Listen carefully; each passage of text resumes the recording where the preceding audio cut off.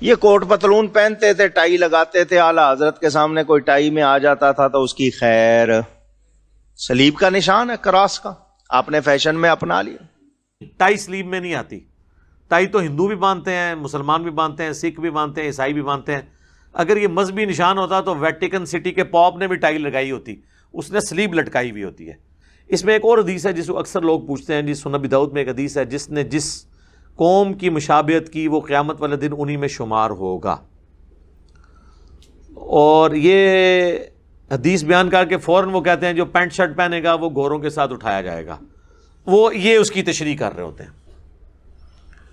اچھا، وہ ان سے یہ پوچھے کہ مولانا یہ اپنی جیب میں جو سمارٹ فون ہے ذرا یہ نکالیں، یہ کون سے غوث کتب ابدال نے بنایا ہوا ہے؟ یہ اس میں آپ کی گوروں کی مشابہت نہیں ہو رہی ہے؟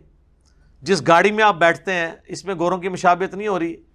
آپ کے گھر میں جو جتنے انسٹرومنٹس لگے ہوئے ہیں، کسی رحمۃ اللہ علیہ نے، اللہ کی توفیق کسی کو نہیں ہوئی کوئی اس طرح کی چیز بنا سکے، تو آپ کی مشابہت پینٹ شرٹ میں کیوں گھس گئی ہے؟ وہ مشابہت وہ ہے جو کسی کی مذہبی ایکٹیویٹی میں مشابہت ہو۔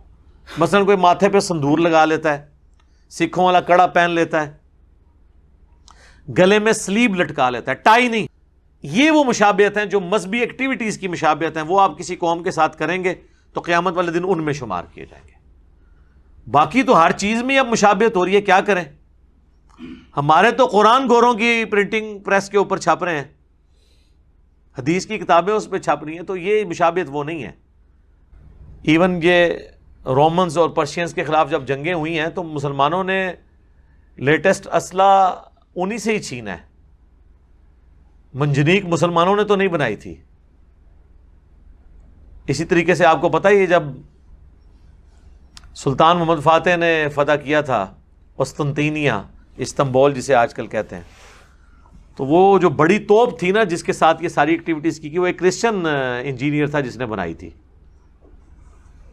انجینئر نے بنائی سی، عالم دین کو نہیں بانٹ سکی سی، وہ مشہور بندہ تھا، اتنی پیمنٹ پہ اس بندے کو انہوں نے بلایا تھا، ہے کرسچن تھا لیکن اس نے مسلمانوں کا ساتھ دیا۔ تو ٹیکنالوجی تو آپ کسی سے بھی لے سکتے ہیں، یہ جو مشابہت منع ہے وہ ریلیجس ایکٹیویٹیز میں نہیں۔ اس طریقے سے غیر مسلموں کی آپ عبادت گاہوں میں وزٹ کے لیے تو جا سکتے ہیں، لیکن جو وہ ایکٹیویٹیز شرکیہ پرفارم کر رہے ہیں اس کا حصہ آپ نہیں بن سکتے،